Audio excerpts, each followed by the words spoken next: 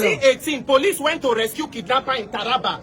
Military officers attacked convoy, killed 3 officers and civilians, and then the kidnapper escaped. That is the country that we live in. Law enforcement officers were killed by military, and kidnapper managed to escape. An illegal suspension of a woman out of 109 senators, only 4 women. Before he sent that petition to the committee, Akpabio was on hot mic. He said, send her on suspension. Let the sergeant at arms take her out. He unilaterally suspended Natasha before that committee, headed by Senator Bernard Maswe. Now they said courts don't give order. He don't go appeal. The appeal was not done by the Senate. It was done by Akpabio. Nigeria is not a real place. This injustice will not be sustained. Cannot sustain. And my generation will fix this country. Under our watch, Nigeria will be better. Former governor, former Senate minority leader, former commissioner, former NDDC minister, you are not okay. Only one woman. Only woman. You know the shame? You know the shame? Only woman. You are not a woman. Akpabio. Akpabio, you know the shame? It is only woman. Woman you are fighting for. President of this country, Nigeria police will be proud that they are police and law enforcement officers. Of course. But now, you are just tools in the hands of politicians. Your salaries, your uniform now, una dey so. Una charge sheets. Even for police station, generation fuel, they no get money to buy. Motor, no get petrol, na old vehicles. But yet, politicians are using and misusing you. Look at what the Senate President is doing. Please go ahead. I'm not going ahead. You are saying order. Her hand is on this thing, waiting for order to gain. Is it? They will give her all that. They go tear that. Can you imagine? This is a serious outburst from well-meaning Nigerians who escorted Senator Natasha to National Assembly today. And as was well expected, they denied her access into the assembly. But don't be shocked or surprised.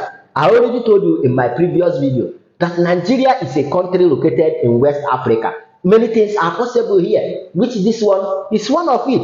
And the reason they are bringing is that they have appealed the judgment. But I will allow you to watch interview from Senator Natasha where he showed the paper. And if you look at the appeal paper, you will understand that it is not even the Senate that is appealing it or the Committee on Ethics. It was Akpabio himself that appealed the judgment, not the General Committee. Then why are they making it look like as if the General Committee appealed the judgment? But you never finish, yo. Now we are hearing Kepu that they are going to go on a recess for 2 months, which means that as they have denied Senator Natasha access into the assembly today, and they are going to go off for 2 months, before they could come back for another recess, the former 6-month suspension that they have given to Senator Natasha would have been complete. Will I be wrong if I say technology? In fact, this country will stay your wife. But nevertheless, listen to Senator Natasha's interview. But as you are listening, be clicking on that share button and also share your thoughts with me on the comment section. And after that, I will be back. Let's go there. The 22nd of July 2025, having duly notified the Senate through 2 letters that I would be resuming functions today. As a matter of fact, I'm disappointed on 2 grounds. One is the number of armed policemen that we met outside, all well kitted with guns, charged at a female senator who is unarmed with her people here, patriotic Nigerians. And the second thing is the fact that the Senate, under the leadership of Akpabio, have decided to become lawbreakers and by denying me entrance into the chambers to resume my duty. There's been some conversations in the media by his own team, trying to twist the narrative that the judge did not order my reinstatement, and I'd like to clarify that. You see, pursuant to Section 318 of the 1999 Constitution, it is very clear that decisions of a court comes in 5 ways. It could be a judicial decree, it could be a sentence, it could be an order, it could be a conviction, and it could be a recommendation. So an order is just one of the 5 decisions that a judge can pronounce over any case, and mine tilt towards a recommendation. Now you would think that a recommendation is a voluntary, that means the Senate has either they comply or they have the right not to comply, but I'd like to clarify that. Again, if you go further to the to section 287 subsection 3 of the 1999 Constitution, again it actually specifies in clear terms that decisions, that's any of these 5 decisions of any of the Nigerian courts, are binding and enforceable on every Nigerian and every authority. So what that means in simple terms, whether they mention that the Justice Binta Nyako of the Federal High Court made an order or made a sentence or made a judicial decree or a recommendation, whatever, however they want to interpret the literal words, interpretation of the words, it is still a decision of a court and it is still binding on the National Assembly. The second issue that I have seen withering around the media is that the Senate appealed the judgment, and I mentioned it. I'm saying it clearly. Hamza, can you please give me? Where's Hamza? Let me have that page, please. Let me have the appeal. Let me show them the appeal.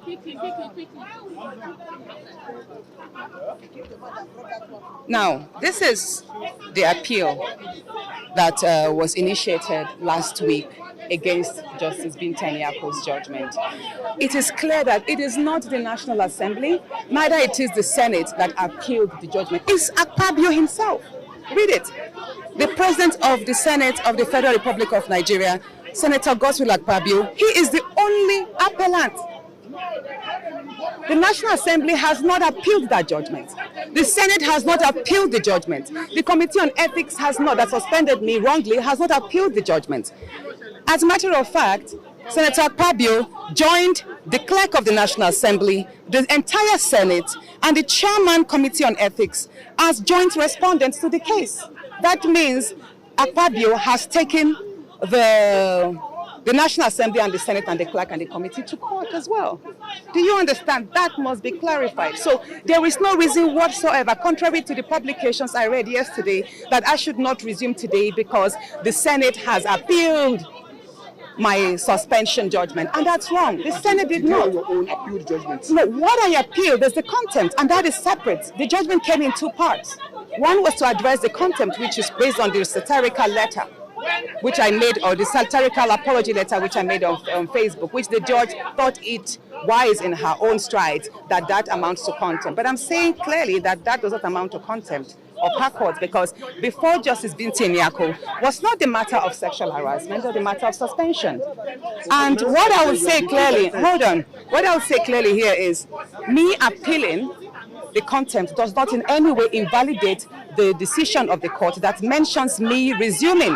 And I'll say this again, in as much as the judgment, Justice Binta Nyako's judgment, was the most watery of all the suspension judgments we've had, taking into consideration Senator Aline Dume's and Senator Omar Gege's suspension. But there is one particular portion of her decision which I want us to hinge upon, where she mentioned that that my suspension is actually excessive, and that it being suspended for 6 months actually will prevent my ability to carry out my constitutional functions as stipulated in Section 63 of the 1990 Constitution. Now, what does Section 63 of the 1999 Constitution means? That every senator in this and every parliamentarian is to attend a sitting not less than 181 days per year to carry out my constituted functions. And what are the constitutional functions of a senator? One, legislative, which I will do in there. Second is oversight of the executive. And third is representative of my people. So that means what Justice Binta Nyako told the National Assembly is that not only is my judgment excessive, but it will also deprive me of carrying out my constituted duties of which I was elected according to the Nigerian Constitution. That is Section 63. So that means my suspension is illegal. If you look at that, because anything that contravenes the Nigerian Constitution is illegal. And the National Assembly cannot be greater than the Constitution. They're now coming down again based on the appeal. Akpabio himself cannot be greater than the courts, cannot be greater than the Constitution.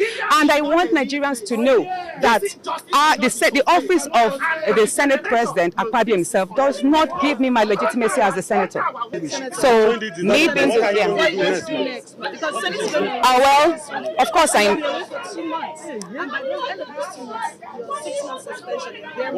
see, the most important thing is I am proving to the good people of Kogi Central and Nigerians at large, especially the women who have continuously written to me that they have the right courage in my actions so far.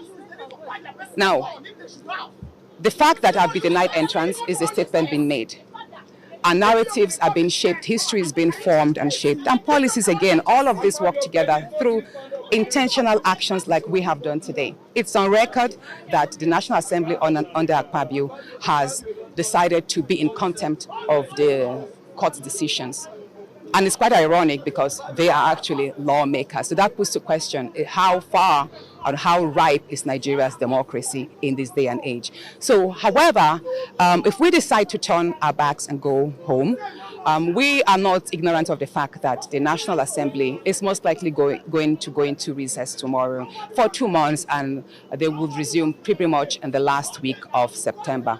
And like you rightly said, that means they would have pretty much served the earlier 6 months suspension. I'm saying that because as at now, I'm no more suspended. And there's something very important I would like to say.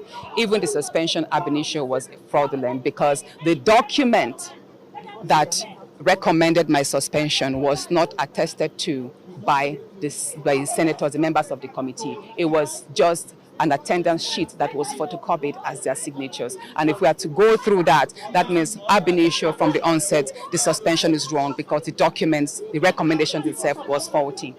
So that's having mentioned that.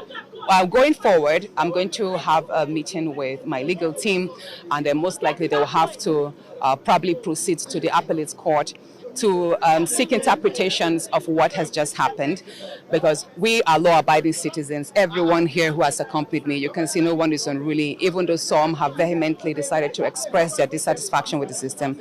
I am a law-abiding citizen, and it is very important I do mention, and Nigerians should know that even though we do have 2 federal government criminal cases against me, they are on criminal defamation simply because I spoke up on the threat to life.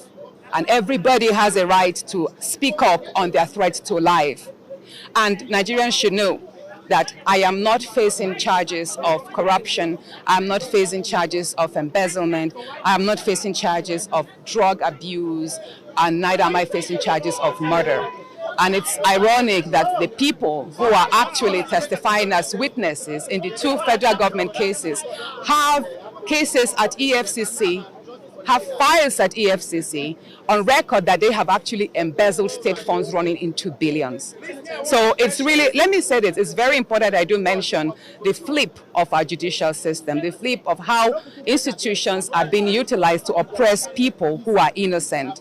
If this is a country that if Nigeria works, if our institutions are truly independent and strengthened, then there's no reason why some of these fellows who sit there as senators should even be in the Senate in the first place. They should actually be behind bars, and I'm saying that. And I do pray and hope that it is by my actions today and by voices of Nigerians all around, whether in the country or in diaspora, that we speak up and ensure that this injustice that is being meted against me, this persecution meted against me will not stand, so that their daughters will not suffer, so that their wives will not suffer simply because they spoke up against sexual harassment. And I'm sorry I have to mention this, because you see, people have wondered, Natasha, how come there's so much hate?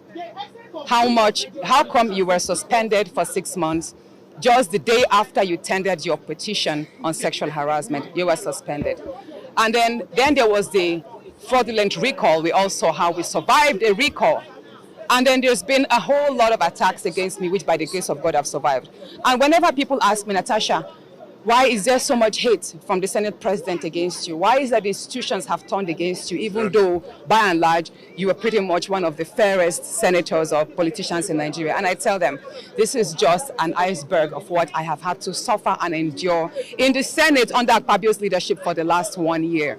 Many of you thought that my speech on that floor, when I told him I was not afraid of him, and I did mention, I said, if you make me speak to the media on what I have had to endure in your hands, you know, it will go pretty. And that's to let Nigerians know that that outburst I had on the floor was just a compilation of so many wrongs that Akpabio has meted against me. And I will say this, pretty much it's a shame that we have had so many good Senate presidents. We've had Chuba Akpabio of blessed memory. We've had Senator David Mark. We've had Bukola Saraki. We've even had Ahmed Lawal, who is a senator right now.